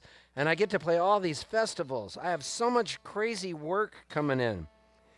And I just got an offer today for Canmore Folk Festival outside of Calgary. You guys should come up there this summer. And I'm putting on my own folk festival in May in Joshua Tree, and you can camp. I'm going to teach a songwriting workshop, and I've also having my friend Dan Byrne come. He'll teach with me and this girl named Lindsay Liu. You can camp or you can get an Airbnb in Joshua Tree. It's going to be in May, and the name of the festival is Bahootensie. And so my dad's spirit lives on. So I'm really excited about that. And I want to thank Rusty and Teresa for always booking me here.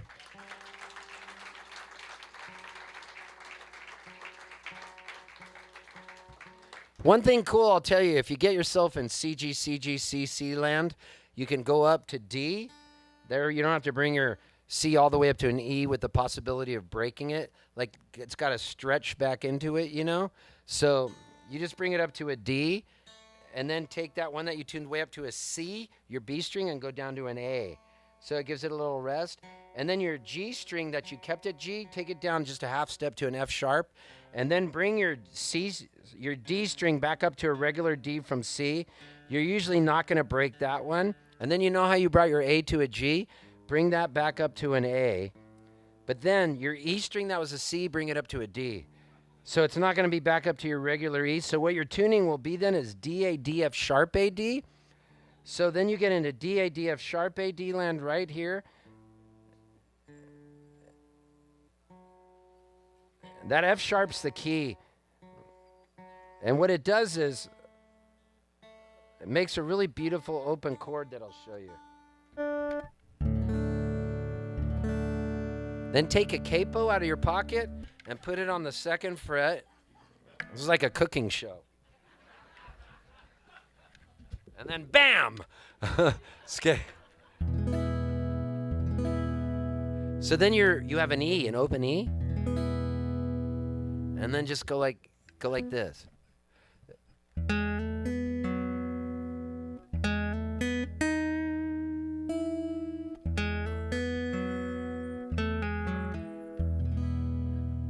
And that's an Allman Brothers song called Lil Martha off of the album Eat a Peach. So you go like this. You'll just go.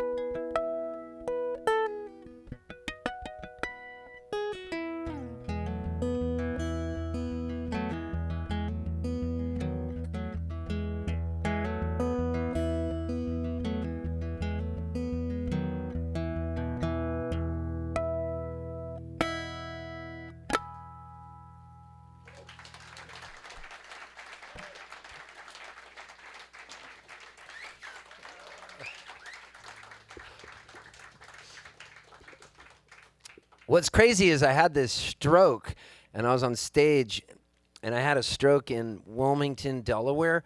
So I was playing, and I was doing pretty good, and I was going to play this song called Silver Lining. And I had my guitar tuned D, A, D, F sharp, A, D. And that's the same tuning as the Little Martha, but you take the capo off, so it goes back down to an open D rather than an open E. So I was about to do that, and all of a sudden I went blind. And I'm there, and I'm trying to play, and I'm like, I couldn't see. And everything was just going crazy, like a TV, and all was flickering on and off. And I was like, I didn't know what was going on, so I just kept playing. I didn't want to tell the audience because I didn't want to worry them, because I'm originally from Canada, and we don't like to upset people. So I just went, I'm sorry, like that. And so I'm playing, and all of a sudden I couldn't do anything else. And I was just repeating the first verse to a song over and over. And finally I go to the audience, I go, can you guys see? Which is a weird question to ask the audience.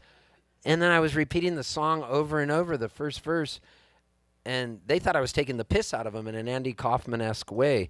You know, like we would get up and just read The Great Gatsby. He would go, I've got all night. We've got to get through this. And he would seriously do that. So they thought I was just messing with them. But no, I'd gone blind. And so I was like, I can't play anymore. And this guy in the back goes, come on, man. He goes, I drove from Harrisburg. And I go, but I've gone blind. I can only see through this weird corner of my eye. And the guy goes, well, then sign my vinyl record. It's my son's 21st birthday. And I go, I can't see it. So he comes up, he goes, take a picture with us. And I could barely stand, and he propped me up like Weekend at Bernie's. And then I was so spacey. And then there was this couple that were so nice there, and they're in the mafia. And I can't help that somebody likes me that's in the mafia. My music draws weirdos. And so for whatever reason, this guy from Jersey likes my music, and he's a made man in the mafia. And he had driven there in this Cadillac Escalade. He's with his wife. He has a tracksuit on, gold chains, and his wife's got long fingernails. She's chewing gum like. And so he goes, let me take you to Princeton University Medical Center, because I'm in Wilmington, Delaware. So he takes me there. And then I learned a good lesson. If you ever go to the emergency room and you need to get seen, just tell them there's a curtain coming down. Like there was a guy ahead of me that had lost his fingers with a chainsaw, and they were in a baggie.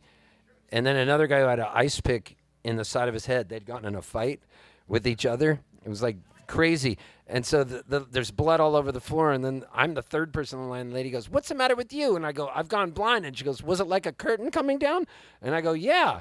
And she goes, come here, you go in first. So I learned this whole thing. And that if you say it's like a curtain coming down, you get instant service. So that was pretty cool. And so they bring me into this room, and they give me an MRI of my brain. And they go, do you want some Valium? Because you're going to be in here for like 90 minutes. And I was like, no, man, I'm sober. If you give me Valium, I'll try to get a bottle of Jack Daniels and an 8-ball of Coke, and I'll be directing traffic in the middle of an intersection with a hooker on each arm. And the guy goes, calm down, Charlie Sheen. And then it sends me in this tube. Then like the head neurologist was this woman from India, from Mumbai. And she goes, Mr. Poltz, my name's Serena. I'm your doctor. And I'm like this, trying to look. I go, I can kind of see through a hole in my left eye. And then she goes, can you feel this? How many fingers am I holding up? And she's asking me all these questions. And my only answer was, I've got CDs in the back of the bar for $15. Like, I thought I was at the show. I didn't know what was going on. So she goes, Mr. Poltz, you've had a stroke. And I was like, what? She goes, you're going to have to go into the stroke ward. You're going to be here at least a week. So I couldn't see. And then slowly my vision started coming back. And then I couldn't read when my vision came back. The letters made no sense. It looked like the rough Russian alphabet. And I felt like somebody whacked me on the side of the head with a 2x4. So I was in the hospital for like a week, and then I get out. And guess who picked me up? The dude in the mafia. Like, he picked me up. It was so cool. And he's waiting for me. So I come walking out of the hospital. Well, not walking out. They roll you out in a wheelchair. And the guy in the mafia is there. And he goes, I'll take you to the airport. And so he and his wife are there. And then I go, come here. Look at this tree. I hadn't been outside, and it looked so beautiful to me because my vision was coming back. And I started crying. I looked at this tree and I go, hold my hand, Mr. Mafia Man. Hold my hand and look at the tree with me. So he's standing there like kind of embarrassed. And I go, get your wife over here. And then this family was coming in. They were from Korea. It was like a nice place where a lot of rich people, I guess, would get stuff done too. And I made the Korean family, I go, do not go in there till you look at this tree. So this Korean family was holding hands with the Mafia and me. And then I go, get in a circle around the tree. And who's going to say no to me, right? I'm pretty convincing. So they all just do it because I was ordering them to do it. And I was crying, going, don't forget how beautiful. And the tree was so shitty. It was like a Charlie Brown shitty Christmas tree. But it was like the most beautiful tree I'd ever seen. God. So when I got back home, and I started like rehabbing and stuff, I didn't even think I could play guitar again. I was like, how am I ever going to play Silver Lining again? I don't even know how to get in that tuning. And it all came back to me. And now I can play Silver Lining again.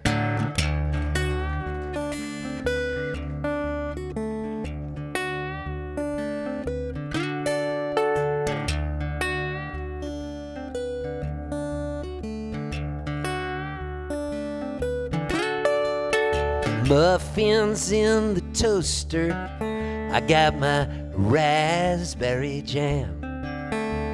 My grandpa was a sailor, and he came into this land, and he was looking for gold, a pretty hand to hold, or some cards to fold. At least that's what I've been told.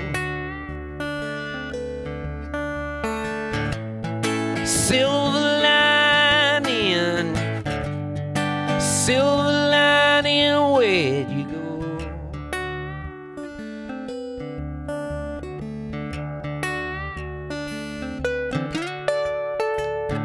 Turn on my TV, they got the talking heads in space.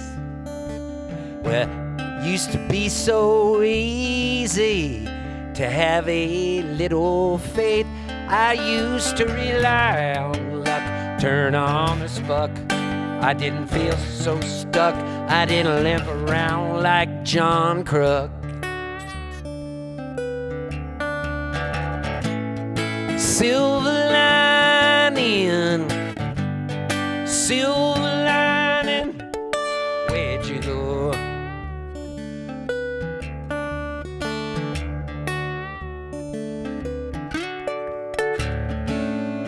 Used to have hope,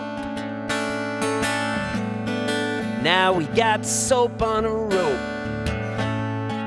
Used to have dreams, now we got overpaid baseball teams. We got the grocery baggers, graffiti taggers, golf ball shaggers. Go, team, go. Silver lining, where'd you go?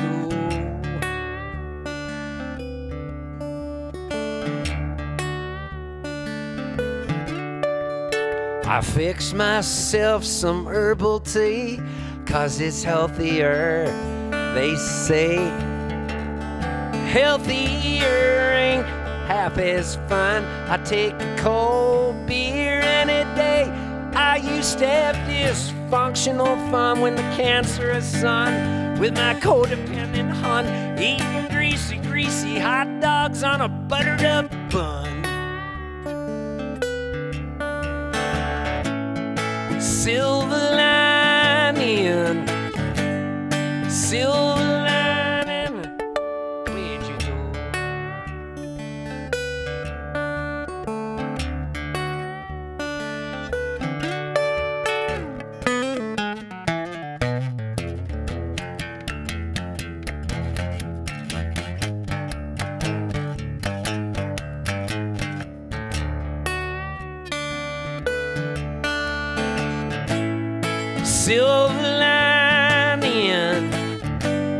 Silver lining, where'd you go?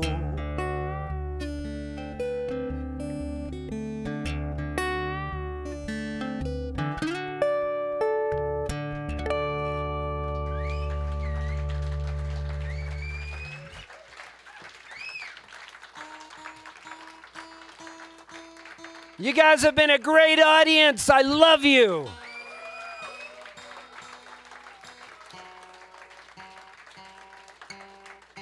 This has been so much fun for me to be able to play for you. I want to thank Rusty and Teresa. I want to thank Shane. I want to thank the great bar staff that's here. We recorded this show. If you want a copy of this show, we'll be selling them back there. Could you hand me the stuff on the stage? Did I have stuff on the stage? You did? Okay. It is up here? Oh, good. So we recorded the show. If you want a copy of it, you order it from that cool dude, and then you get it. They'll mix it and everything. They're going to mix it and make it sound good. It'll take about 5 days, and he'll give you a download code for it. Every show's got its own vibe, so it's cool that we were able to capture it. Oh, I did bring stuff. I'm sorry that we're almost out of everything. I didn't know Old Settlers would buy everything. Old Settlers Music Fest bought everything. But I did have one El Poltz for Prez hat left. That's it. Those people, there's so many people walking around Old Settlers wearing El Poltz for Prez. There's only one left.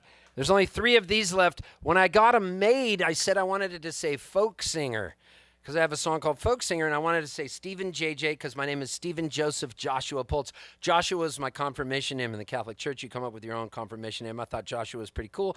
It says established 1960, Halifax, because I grew up in Southern California, but was born in Halifax, Nova Scotia. So I came up with a fictional place called Halifax. So when I got the mock-up for the hat, it said Poltz Singer instead of Folk Singer. And I go to the artist, that's genius. How did you come up with that? And she goes, you told me it on the phone. And I go, no, we must have had a bad connection. I'd never said that. And so it was a mistake. And I got them printed up because I was so into the mistake, Poltz Singer. So we got 3 of those left. I was on the road and I had this vision as I get, like the hand-me-down dudes and other things. And I said, I want a t-shirt with a picture of me riding on top of a taco. And I want the taco to be carried by ants, because that's what I saw in my head. And so that's what I got. But unfortunately, we only have smalls, mediums, and double extra large because the people bought them, but you can order them online. I have the record Shine On. I'll do a couple songs on that and end the show. And it comes on yellow vinyl, which is rad. I know, that's bitchin'. I had to fight for that. So I had to fight the record label for that. I got some shows upcoming. I'm going to be playing a couple shows with my friend Todd Snyder, but they're in, one's in Chicago and one's in Grand Rapids, Michigan. So I would say fly up for those, because the 2 of us together, it's going to be a blast. Todd's one of my dear friends. I love him so much, and that's going to be a great time. I got a little East Coast and Canada tour coming up. It's not hard to get in there anymore, although you do have to get an Arrive Can app and take a COVID test. But if you go up there, I'm doing a whole maritime tour. I'm playing 3 nights in Halifax, the city of my birth. Those shows are already sold out, but I'll sneak you in if you would to come up all the way there, and you actually did. I would sneak you in. I'm playing Berwick, Nova Scotia. I'm playing St. John's, Newfoundland. I'm catching a flight there to play the Ship Inn. If you go to see me anywhere, fly to Newfoundland and see me in St. John's. Newfoundland's even got its own time zone a half hour later than Halifax. It's crazy. They call it the Rock, and the people in Newfoundland are nutso-magutso to the hilt. Like, they're so drunk there, even the cops have designated drivers. Like, people are fucked up. I'm telling you, man, there's this place there. It's called St. Anthony, but they have their own accent, and they go, where are you from? They go, Snantney. St. Anthony becomes Snantney. And instead of asking you who your parents are, they say, instead of saying the F word, they say frig. So they go, who the frig knit you by? Who the frig knit you boy? Whether you're a guy or a girl, they call you boy. Everybody, but it's by. Who the frig knit you by? Meaning, who are your parents? Who knit you? How cool is that? So you meet him, and if you're acting weird like I do, they go, who the frig knit you by? And then you go, me mother did and me father helped. And so you say that back to him. And then They have this cab company. It's called Jiffy Cab. And when you call them up to get the cab, the lady goes, Jiffy Cab. And you can picture with like a long cigarette. Nobody got the memo that you shouldn't smoke anymore. Everybody there smokes and drinks. I love it. It's just like complete, it's mayhem. They're like their own country. They might be part of Canada, but they're like, fuck Canada, we're our own country. So they go, the lady always goes, Jiffy Cab. And they do an inhaling affirmative when they talk to you. So you go, hey, could I get a cab? And they go, yeah. And they breathe in. I call it the inhaling affirmative. You doing all right? Yeah. And then no matter, it could be snowing. They have the worst weather there. What's it like outside? They go, beautiful. They suck in when they talk. It's so cool. So I was thinking about all that, and I wrote this song as I was flying out of Halifax, where I was born, and I was looking at all the snow on the ground. I came up with this whole song, and I call this The Windows of Halifax. That's on the record, Shine On.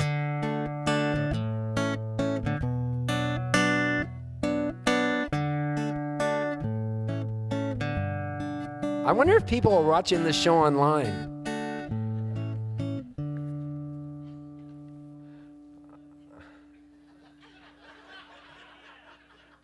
I'm acting like I'm looking at that, but I'm checking the Dodgers score. Shit, 4-1. Atlanta's winning. All right. Well, if Atlanta wins, I tip my cap to them, and I'm going to root Strohs. I just realized I'm getting tips on Venmo and PayPal because people are watching online. All of a sudden, let's think this guy just tipped me $6.66. I love that. I just want to say you guys are beautiful, and I love that I get to play for you. Because, you know, some people do this and they're burned out and they don't want to do it.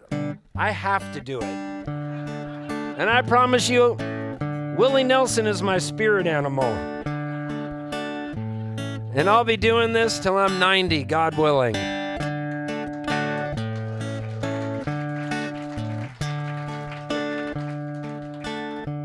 All the windows of Halifax, they were shuttered and closed down. It was almost Christmas Eve. It's quiet on the town. There was snow on the streets. Everyone was inside. I looked at my tree and I slowly cried. Well, I drove in my car, it was like I was on the moon. I thought of a warmer place in the middle of June. Sometimes this old snow makes me so mad. Sometimes for no reason I just feel kinda sad. Ah, the windows of Halifax tonight. Well, the first window says to the second window, how come you never open up? And the second window says, I had my heart broke once. Now I just stay closed shut. First window says, well, maybe you could see some kind of counselor or something. Maybe a window washer could help you see things more clearly. 'Cause I think you're pretty attractive. But you always have your shade pulled down and the sun can never come in. Well, the second window says, frig the sun, bye. The girl I love is back in St. Anthony. She lives in a big old house with beautiful windows, and I can see them all the way through her to her soul. Back in St. Anthony, I was imported from St. John's. Well, the fellow that lives here next door, he studied chemistry at Dalhousie University. But truthfully, he flunked out. But he's still a chemist. Well, actually, he's just a drug dealer. We got people coming in and out of the house all night long. And I never have anybody to talk to, just bottle caps and cigarette butts being flicked my way. Dalhousie University, you say? Well, the fellow that lives here next door, he studied geography and archaeology over in Antigonish at St. Francis Xavier. But he flunked out too. Now the only mountains he sees are paper mountains from his failed thesis. Yeah, he's got some tinfoil trees and a cardboard river and an ugly, ugly paper mountain he made from the drug dealer's trash outside. Sometimes this old snow makes me so mad. Sometimes for no reason, I just feel kinda sad. Ah, the windows of Halifax tonight.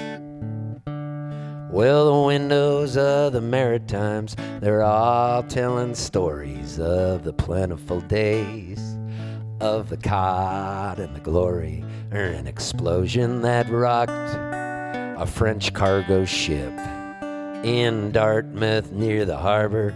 All the windows got clipped. All of these windows, they're all telling stories. Some are so sweet, some are so gory. There was a murder one night no one ever speaks of.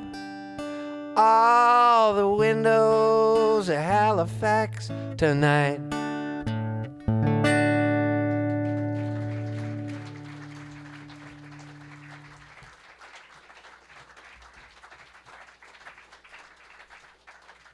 Dudes, people are totally tipping me.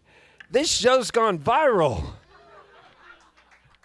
Can you still say gone viral in the pandemic? Here goes. Speaking of the pandemic, I wrote a song called Quarantine Blues. This has a lot of verses. Notice I don't use any cheat sheets.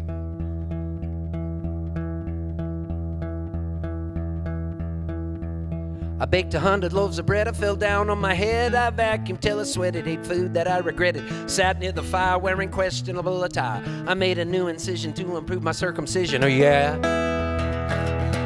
My hair's unruly and I learned to make tabbouleh. It felt kinda groovy, watched every single movie. You know I've been depressed, I never even got dressed. I was feeling full of pity, I joined a subcommittee, I learned the word abrogation, tried to find a new vocation, searched the whole skyscraper trying to steal some toilet paper. Made a bong out of a peach, I learned to brush my teeth with bleach. Prayed for a vaccine, I learned about hydroxychloroquine, yeah. I was sitting on the toilet trying to get some unemployment. I stayed in the bathroom for a meeting on Zoom. Forgot I wasn't wearing pants. Did a little dance, I was jiggling down below and everybody got a free show. I wore my sleeve on my heart or learned a boob body part. I learned about zinc sulfate and how to meditate. I was naked in a cape, I tried to do some manscape. I lost a little bit of blood, still felt like a stud, I high-fived a little kid, I thought I got COVID. Listened to Jerry Garcia, made my own tortillas. Found a new cake mix, I checked my body for ticks. Got run over by a bus and a tornado almost killed us, oh yeah. I became unemployed, started getting paranoid. I was eating a burrito and got bit by a mosquito. Grew a garden full of cheer, I got cauliflower ear. Read all of Macbeth and I learned how to cook meth. I drew my curtain shut, I was acting like a nut. I've been growing out my stubble, I've been living in a bubble. Everything was unbearable, I started feeling terrible. Thought I should buy a gun, instead I got a man bun. I got to get some social distance to help with my existence. Need some logical assistance to a path of least resistance. I'm feeling undesirous and no one wants to hire us. I learned every song by Miley Cyrus and all about coronavirus. I'm a midnight lurker, I'm a least essential worker. You don't even have to ask, I'll use my undies for a mask. You know I understands, I gotta wash my hands. I might have worms, but I don't have demon sperms. I got a stimulus check, but I feel like a wreck. I've become a decent cook, I read every single book. I might blast off, I cover my cough. My pants are getting baggy and I'm looking kinda shaggy, I'm a king of innuendo, I can make a big crescendo. You know I cut my hair, but I just don't care. Maybe I should join the Navy, I should give myself a shavy. Accidentally got a COVID kiss, I think I need an exorcist. Help! I don't really want a button, but I'm feeling like a shut-in. I've been sweating in my body and I'm looking kinda snotty. Need a nurse, I suppose, to shove a Q-tip up my nose. I'm getting kinda grouchy, I'm in love with Dr. Fauci. I guess I could steal a tank or maybe go and rob a bank and watch my arteries harden until I get a pot. I don't need to wear shoes, guess I'll hit snooze. I was born to lose, I got the quarantine blues. I got the quarantine. I got the quarantine. I got the quarantine blues. Thank you so much for coming out. I got the quarantine. I got that Quantane. I got that Quantane. I got that Quantane. Oh, thank you so much, y'all.